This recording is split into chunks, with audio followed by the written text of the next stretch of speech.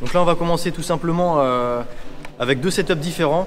Un setup d'antenne qui marche bien sur le TrueDX de Jérémy et un setup d'antenne qui fonctionne bien sur le Rapid Fire. On va comparer un petit peu tout ça. Évidemment ce ne sont pas les mêmes setups mais ça permet quand même d'avoir un petit aperçu de ce que ça donne. Donc vas-y, je t'écoute Jérémy, tu allais parler. Pour dire, je suis en 400 mW pour le moment avec un TBS Pro 32. Nano, je sais pas s'il y a autre chose que Nano. Moi j'ai pas trop de glitch, voilà, on a une image de bandeau, hein, il y a beaucoup de métal, ça touche. Moi une chose est sûre, c'est que voler comme là il vole, avec le récepteur de mon transformer HD, c'est juste pas possible. La réception est trop mauvaise. Enfin, je peux voler mais c'est beaucoup moins confortable.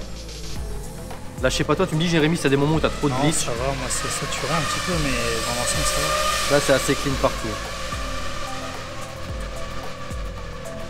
Disons que les sursauts d'image sont quasiment identiques sur toute l'étendue du spot. Attends, j'arrive.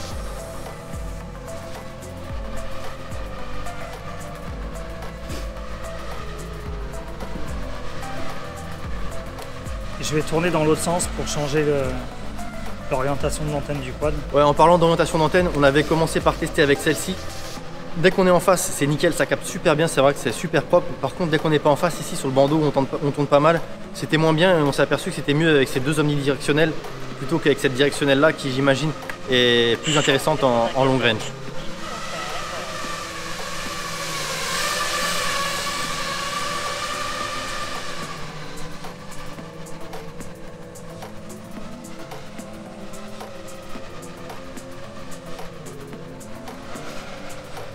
Essayer de... Il pleut encore? J'ai pas l'impression. Bon, voilà, c'est nickel dehors. Ouais, limite si je vois mieux dehors. Pour moi ici... Dès que tu es en face des antennes, c'est pas mal.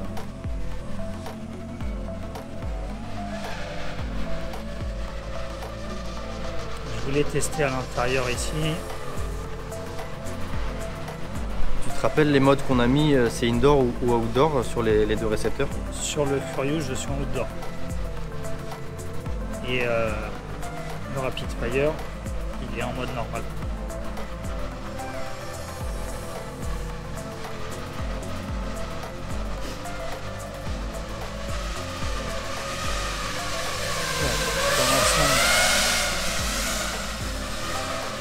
Je sais pas pour toi, mais moi dans l'ensemble c'est... Non, voilà, dans ces conditions-là, les deux fonctionnent très bien a priori. Moi j'ai les yeux là devant l'écran du Rapid Fire, c'est nickel. Hein. De toute façon les DVR nous le montreront ou pas. Bon, je retourne me poser.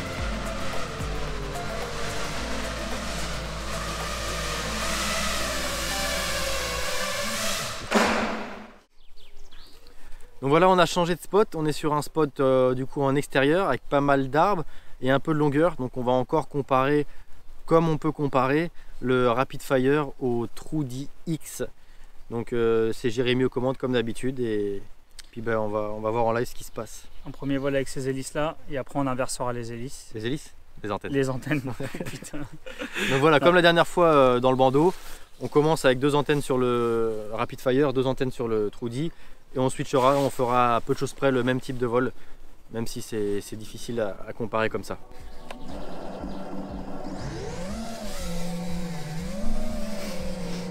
Je vais déjà tourner ici l'approche et après j'irai au plus loin possible. Ça glitch moi là. Ça glitch aussi pas mal. Là, plus du tout. Voilà, c'est clean aussi.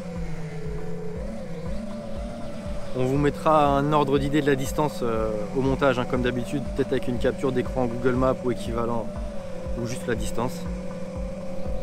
Ça commence à glitcher. Là j'ai zéro glitch sur le Rapid Fire. Mais vraiment aucun.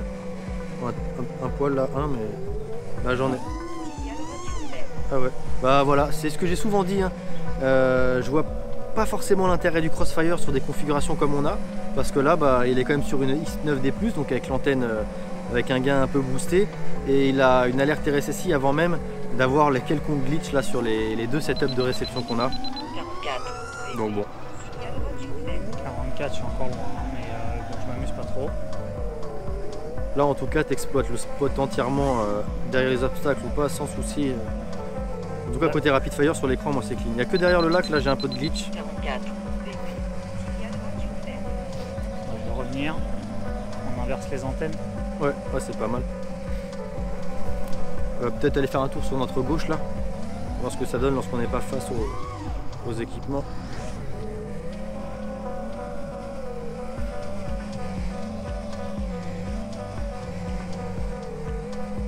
En extérieur ça marche bien mieux pour le Trudy. Oh, là c'est pareil, un rapid fire c'est vraiment clean.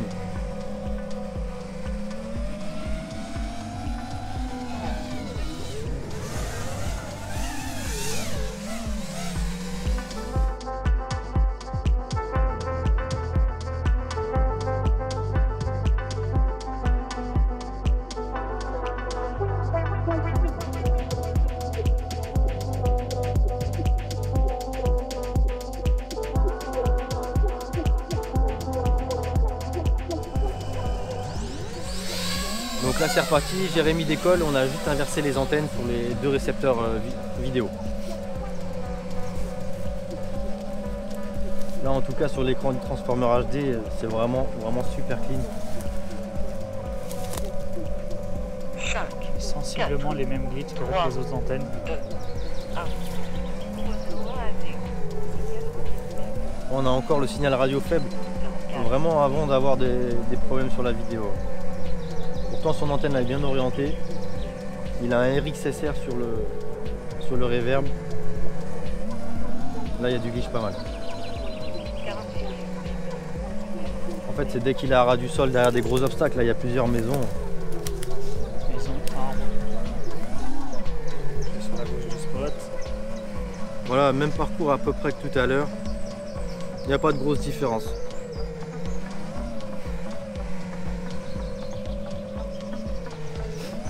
J'ai l'impression que l'ORT elle est un peu plus régulière au niveau de la réception. Bah, c'est réputé pour être de la bonne cam quand même.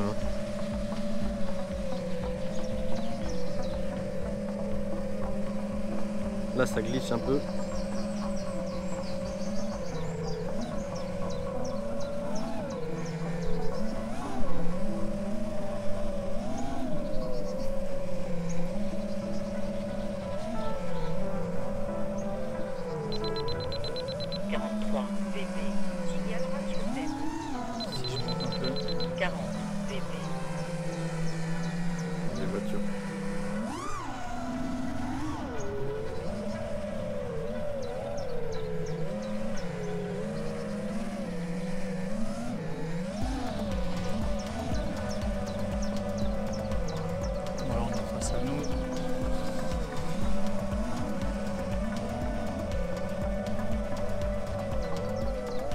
Pas mal chez moi. Là ouais, quand t'es passé vers le gros... Moi tout le monde la ligne droite. Il y avait du glitch. Après, ça, moi c'est incroyablement bien. Bon ce sont des antennes omnidirectionnelles hein, mais il y a quand même beaucoup d'obstacles. Toi c'était bien derrière? Ça va. Ouais, moi j'ai pas de glitch. Hein. Ah non, moi j'ai du glitch. Ah non là vraiment... Ici là si je m'arrête là... Ça grésille énormément. Ah moi non, c'est un tout petit peu, franchement il n'y a que dalle.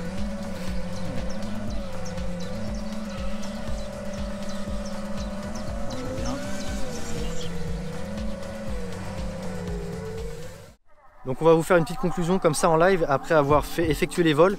Donc ça sera juste basé sur le sentiment qu'on a pu se donner, moi en regardant l'écran et Jérémy en ayant ses lunettes sur le nez. De toute façon on mettra les DVR en comparaison avant et on vous fera une conclusion plus réaliste et plus détaillée sur le blog comme d'habitude. J'ai envie de dire que les deux se valent quand même plus ou moins. Après, il faudra voir si au niveau des updates, les constructeurs, lequel va aller le plus vite, lequel va sortir des mises à jour plus efficaces que l'autre. Maintenant, voilà, niveau prix, il y a quand même une 50aine d'euros de plus pour le Rapid Fire. Ouais. Qui avait l'air de s'en sortir mieux en indoor. En indoor, pour moi, le Rapid Fire était meilleur. Ouais. Et là, lorsqu'on passait derrière, alors que pourtant on est quand même sur des antennes omnidirectionnelles, ça ne devrait pas changer grand chose, mais il y a eu des moments où j'avais l'impression moi d'avoir moins de glitch à l'écran que Jérémy le disait par rapport à ce qu'il avait dans ses lunettes, donc c'est pas facile à comparer. Mais en tout cas, sur une utilisation, alors déjà on va remettre les choses dans le contexte. Nous on vole pas loin, on est généralement sur des spots de taille assez moyenne ou voire même de petite taille. Et déjà on voit que nos radios en FR Sky peinent. Donc on n'est pas là pour faire un test de long range, ni même définir quel est le récepteur le plus performant. De toute façon le protocole de test, vous allez sûrement nous le dire, n'est pas forcément le meilleur. Mais voilà, c'est pour que vous ayez un ressenti, quand même, que vous ayez des images pour vous forger votre propre avis. Et si vos types de spots et vos types de spots et vos types de vol correspondent un peu aux nôtres, je pense qu'il n'y a pas forcément de raison de mettre 50 € de plus. Il faudra voir un peu dans le temps, mais aujourd'hui je ne suis pas certain que le Rapid Fire, il y a une grosse différence. Clairement, pour même dire pour tous les utilisateurs de lunettes Fat Shark ou autres qui ont un TrueD, pour le moment, honnêtement, l'upgrade en Rapid Fire et en TrueDX, c'est vraiment du luxe. Le TrueD, il y a encore aujourd'hui, à l'heure où on tourne la vidéo, une nouvelle mise à jour qui a été sortie avec un meilleur algorithme qu'on va tester certainement prochainement. Et je pense clairement que le TrueD et même le RX5808 en Achille fonctionnent vraiment bien. Comme vous avez pu le voir lors de nos premiers tests de VRX, ce sont des VRX pas chers et qui fonctionnent relativement bien comparé à des VRX haut de gamme comme on peut avoir là. Bien sûr, ça dépend toujours de l'utilisation. Ouais, puis après c'est un confort parce que moi je vole avec un récepteur très bas de gamme, enfin très médiocre dans mon transformer HD. Je m'en sors sur ce type de spot, mais clairement je suis beaucoup moins à l'aise que ce que je peux voir là sur l'écran séparé du transformer HD et branché sur le Dog King. Avant que j'oublie d'ailleurs, le Dog King, toute cette belle station là, elle nous a été prêtée par Tony FPV. Donc on va vous mettre son YouTube dans la description et peut-être en surimpression sur la vidéo. Mais voilà, n'hésitez pas à aller le consulter. C'est pas la première fois qu'il nous prête du matos. Il nous avait également prêté ses HDO. C'est du très beau matos. La station, je pense que je vais vous faire une petite vidéo dédiée à celle-ci. Pas spécialement le trépied, même s'il est également de très bonne qualité. Il a vraiment du beau matos, Tony. Mais je vous parlerai peut-être un peu du docking, des smart cases et même du smart cable là qu'on n'a pas branché, mais vraiment du matos sur USPV qui est quand même super sympa à utiliser, même si dans notre cas de figure c'est un peu du luxe. Je pense que dans une utilisation long range, c'est quelque chose qui à mon avis est très très efficace. Ouais, voilà, je sais pas si tu as quelque chose à ajouter pour la vidéo. Non, bah, pour notre utilisation, de toute façon on a tout dit, donc après c'est à vous de juger et à vous de donner votre opinion dans les commentaires, c'est ce qui définira le résultat final. C'est ça, on essaye juste de vous aider un peu à faire un choix, puis on vous donne notre avis tout simplement. Vous le prenez comme ça et vous en faites ce que vous voulez. Bon, à bientôt pour la suite. À bientôt, puis encore une fois, merci Tony, et à bientôt sur la chaîne.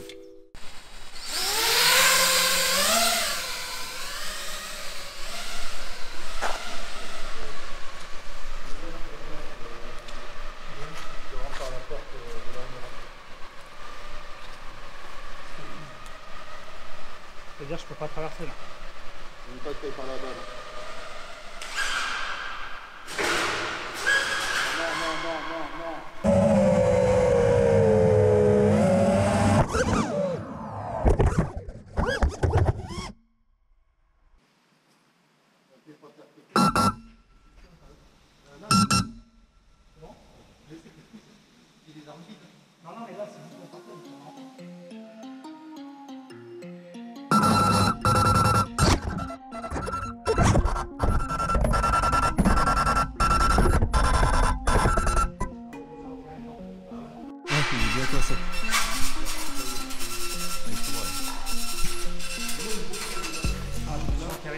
Ah ouais, c'est ça. Bah, nous on a pas envie de niveau.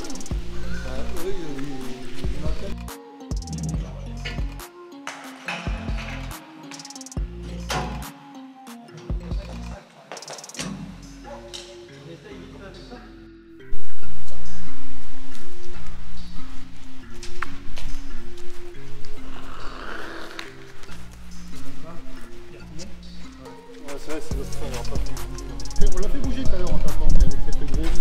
Donc elle l'a débloqué sur le côté, mais.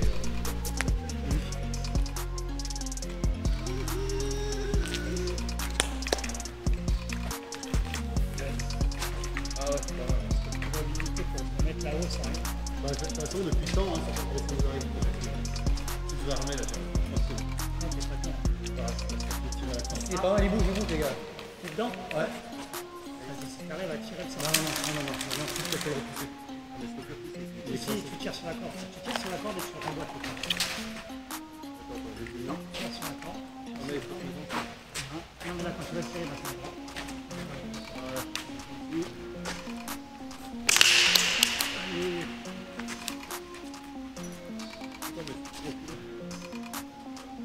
Il faut que tu le pousses, toi. Voilà, ça y est. Sa mère, la pute, on l'a.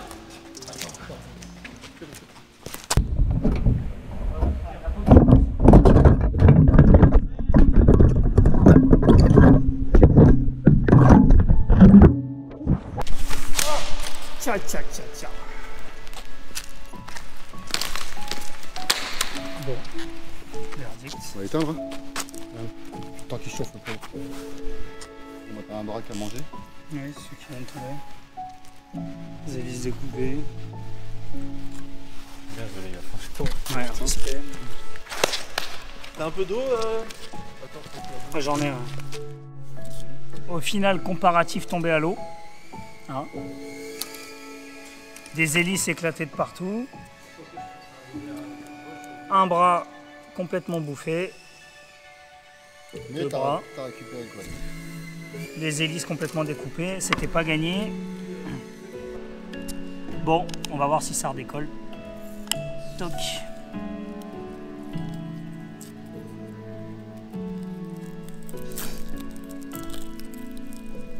C'est Matt, il a pas voulu mettre son pied, je l'ai vu. Ah, j'ai vu aussi ça. Il a mis le pied, il a fait wop, je le retire, il tombe. En même temps, tu m'étonnes. Bah oui, tu m'étonnes. Alors c'est pas mauvais comme réflexe, hein. Moi j'ai plutôt tendance à faire l'inverse et après pleurer parce que j'ai mal. À votre avis, ça vole ou pas? Oui, ça vole. Question.